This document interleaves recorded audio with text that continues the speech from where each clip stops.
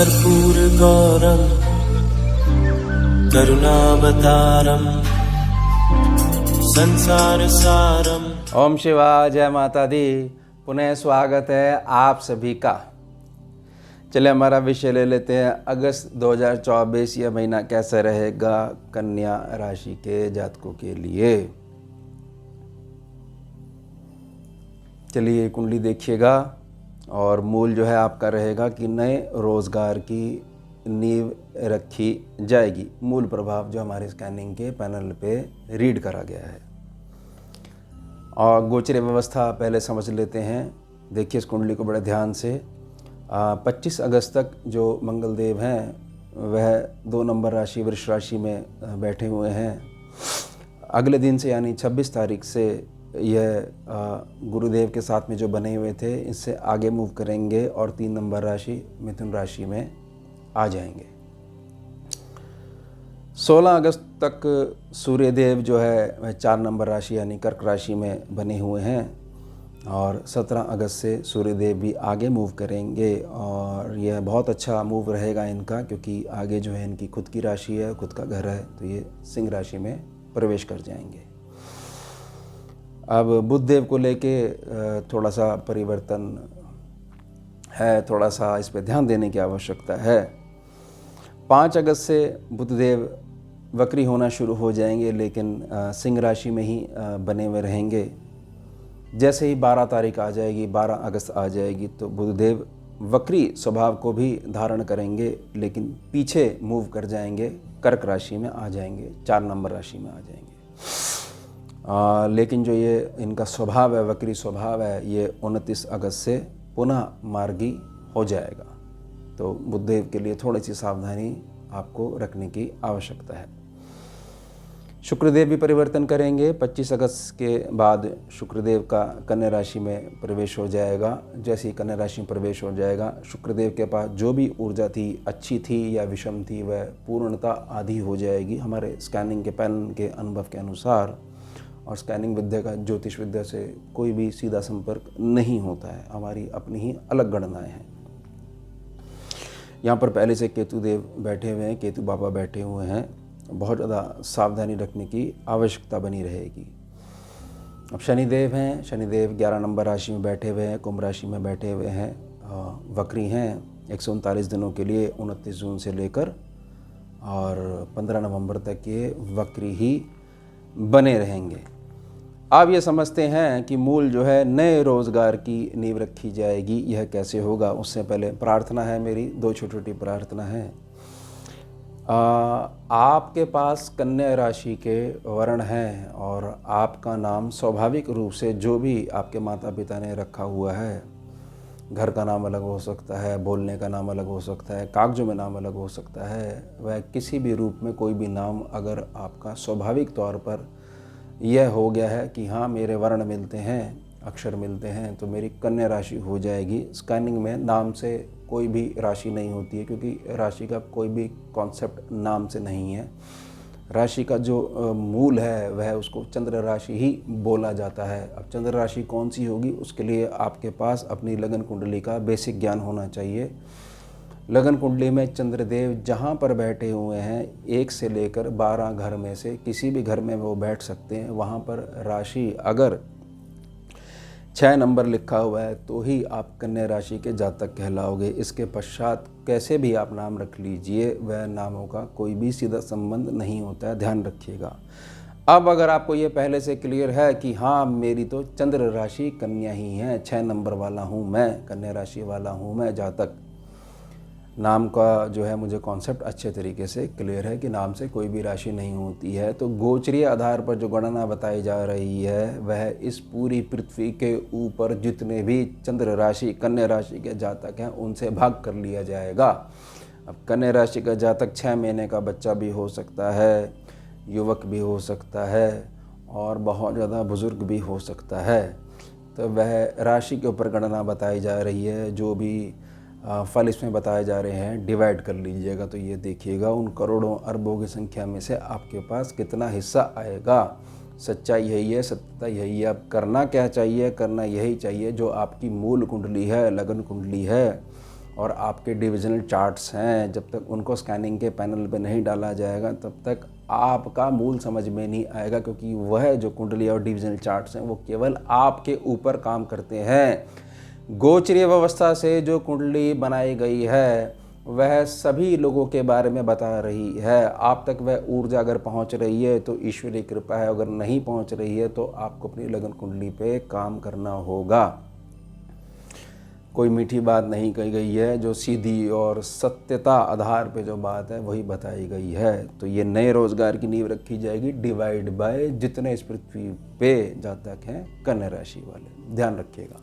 इसमें यह है कि आपको इस विद्या में सीख रहे हो, मान लो ज्योतिषीय विद्या में अगर आगे बढ़ रहे हो तो गोचरीय व्यवस्था से आपको अगर इसमें आगे कैरियर बनाना है तो इसमें बहुत ज़्यादा मदद मिलती है, लेकिन सत्यता यही है।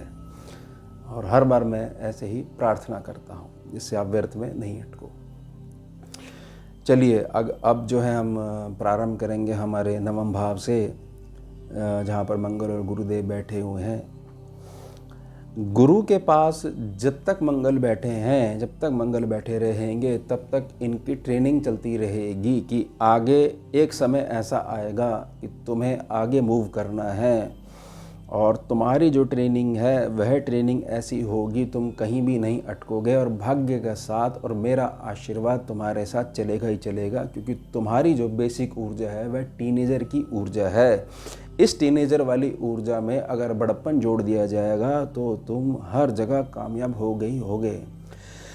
अब जो नए रोजगार की नींव रखी जाएगी वह मंगल का जो साहस, बल और पराक्रम है, और प्लस जो देवगुरु बृहस्पति के साथ उनकी संगत बनी रही, वह बड़प्पन और आशीर्वाद साथ में चल रहा है, वह आपकी संकल्प को कई गुना बढ़ा देगा। और जो डूज एंड डोंट्स की जो लिस्ट बनी हुई थी उसको एक तरफ रख दोगे और आपको क्लियर हो जाएगा कि हाँ, मुझे रोज़गार के संबंध में ये डिसीज़न लेना है, डिसीज़न लेने से ही काम होगा।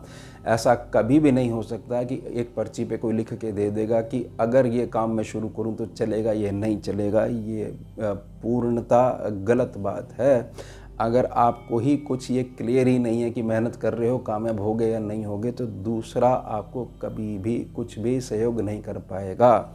आप जब तक आगे चलना शुरू नहीं करोगे तब तक कारवां नहीं जुड़ेगा। आप ये कहना चाह रहे हो पहले भीड़ इकट्ठी हो जाए फिर मैं लीड करूँगा, तो ये कॉन्सेप्ट आपका गलत है। यह तरीका नहीं है, इस तरीके से ज़िंदगी नहीं चल सकती है किसी की भी। इसके पश्चात हम आगे बढ़ेंगे। यहाँ पर 4 नंबर में सूर्यदेव बैठे हुए हैं, सूर्यदेव भी आगे मूव करेंगे और 5 नंबर में चले जाएंगे, यानी सिंह राशि में प्रवेश कर जाएंगे। यह बहुत अच्छा रहेगा। जैसे यहाँ पर प्रवेश कर जाएंगे आपके जीवन में अभी तक जो आपने सीखा है उसमें आपके लिए बहुत ज़्यादा लाभ इसमें ही है कि आपके जीवन में नियम होने चाहिए। जो मार्ग एक बार पकड़ लिया और जिस पे मेहनत करते आ रहे हैं उससे विचलित नहीं हुए और उस मार्ग पे बहुत सीधे चलते ही रहना है। यहाँ पर सूर्यदेव के आशीर्वाद से ये होने लग जाएगा। अब जो बुधदेव सिंह राशि में बैठे हुए हैं वो वक्री भी रहेंगे, लेकिन पीछे की तरफ मूव कर जाएंगे और महीने के लास्ट में पुनः मार्गी हो जाएंगे। तो बुधदेव जैसे ही लाभ स्थान पर जो है पुनः अपनी वापसी करेंगे। बेशक वो वक्री बने रहेंगे, लेकिन यह 11वां भाव है, इसकी अपनी अलग ही कैलकुलेशन बनी रहती है। तो कुछ ना कुछ सौम्यता आपके जीवन में लाभ को लेकर जो है पुनः लौटेगी ही लौटेगी, ध्यान रखिएगा। लेकिन मुख्य कार्यभार किसके पास है? मुख्य कार्यभार है आपके मंगल देव के पास, क्योंकि नए रोजगार की नींव रखी जाएगी। अब शुक्रदेव जो बैठे हुए हैं, शुक्रदेव जो है जैसे ही जब आगे मूव करेंगे और लगन भाव में आ जाएंगे, कन्या राशि में जब आ जाएंगे तो इनके साथ स्कैनिंग में एक एल साइन होता है, वो एल साइन लग जाएगा, यानी कि शुक्रदेव की जो भी पावर है वह आधी हो जाएगी। एक प्रकार से जैसे फ़ोन में पहले रोमिंग लगती थी कॉल्स में, तो रोमिंग लग जाएगी। किसी और के क्षेत्र में जाने से रोमिंग लग जाती थी, बहुत सारे आपकी सेवाएं बंद हो जाती थी या बहुत ज़्यादा शुल्क आपको देना पड़ता था। ठीक ऐसे समझेगा ये एल साइन को।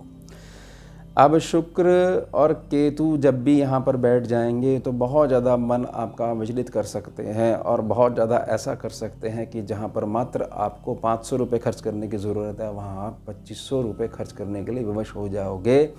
यह केवल एक मानसिक आधार पर जो है विषम ऊर्जा प्रकट होगी, लेकिन अगर जो है स्थिरता बनाकर आप रखोगे, रिएक्शन आप अपना कंट्रोल करके रखोगे और अपने लक्ष्य को बहुत अच्छे से देख पा रहे हो और उस पे चलते जा रहे हो, दिख रहा है आपको लक्ष्य बड़ा होता जा रहा है क्योंकि आप उसके समीप आते जा रहे हो, फिर शुक्र, केतु और ये राहु, ये तीनों ग्रह का जो आपसी दृष्टि प्रभाव है, ये आपको पीछे नहीं कर पाएगा, प्रभावित नहीं कर पाएगा।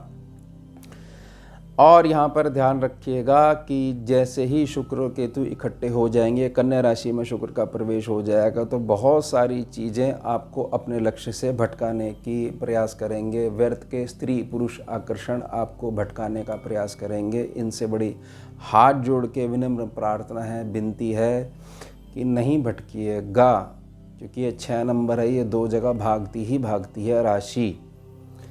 तो याद रखिएगा कि हमें यह क्लियर होना चाहिए कि हमारे जीवन का मूल जो है, जब तक वह प्राप्ति नहीं हो जाती, इन आकर्षणों में ध्यान देने से आपकी ही लाइफ जो है वह भटकेगी ही भटकेगी, और जितना टाइम वो भटकेगी उतना ही ज़्यादा समय लगेगा आपको अपने मूल लक्ष्य की प्राप्ति के लिए। और जो नए रोज़गार की नींव रखी जाएगी, उस नींव के पश्चात जो निर्माण कार्य करना है, बड़ी ऊंची बिल्डिंग आपने बनानी है, वह कार्य रुक जाएगा, क्योंकि अब आपने अपनी धारणा कहीं और लगा ली और वहाँ पर कोई रिजल्ट आपको मिलने वाला नहीं है। ध्यान रखिएगा। अब जो शनिदेव यहाँ पर बैठे हुए हैं, 20 आयने वक्री हैं और शनिदेव के सामने सूर्य आ गए हैं, तो ये याद रखिएगा कि आपको व्यर्थ में किसी के साथ भी बहस में नहीं पड़ना है। और अगर ऐसा लगता है कि आपको कोई बात फील हो रही है, तो 2 प्रार्थना करना चाहता हूँ कि बहुत अधिक जो है पैदल चला करिए, पसीना बहाया करिए, और बेजुबान जीव जो हैं, जैसे गौ माता होगी, स्ट्रीट डॉग्स हो गए, या और जो है जीव हो गए, बेजुबान जीव हो गए, जितना आप इनको स्पर्श करोगे उतना जो है बहुत ज़्यादा ऊर्जा जो ऐसी दिमाग में बैठ जाती है। किसी ने कुछ कह दिया, वो बात लगातार घूम रही है, कहीं पे आपका अपमान हो गया, किसी ने आपकी बात काट दी, तो इनसे वह जीव जो है, आप जब उसको प्रेम करोगे तो वो उस प्रेम के बदले जो है आपकी जो नेगेटिव ऊर्जा उसको एब्जॉर्ब करके एक प्रकार से अर्थिंग कर देगा, उसके पास नहीं आएगी नेगेटिविटी। ध्यान रखिएगा, कभी आप परेशान हो जाओ कि मेरी ऊर्जा उसके पास चली, ये प्रकृति ने इसको ताकत दी है। तो यह अब आपका कार्य है कि ये शुक्र के जो व्यर्थ के आकर्षण है, इनसे कैसे बचना है। और सूर्य और शनि का जो आपसी दृष्टि प्रभाव है, इसमें किसी के साथ जो बहस हो रही है, कोई आपकी बात नहीं समझ पा रहा है, तो मौन हो जाना है। और जो अपनी दिनचर्या है उसमें परिश्रम को थोड़ा सा और बढ़ा देना है, जिससे केवल आपको यही सुनाई दे कि आपका जीवन लक्ष्य ही दिखता है और वही आपसे बात करता है। आप दोनों की ही आपस में दृष्टि प्रभाव बना हुआ है, व्यर्थ की वाणी आपके कानों तक नहीं पहुंच पाती है। ध्यान रखिएगा इस बात का। ये हो गया हमारा विषय कन्या राशि के लिए। अब मिलते हैं आपसे अगले भाग में नई राशि के साथ। जुड़िए और जोड़िए। ओम शिवा, जय माता। सारं भुजगेन्द्रहारं कर्पूरगौरं करुणावतारं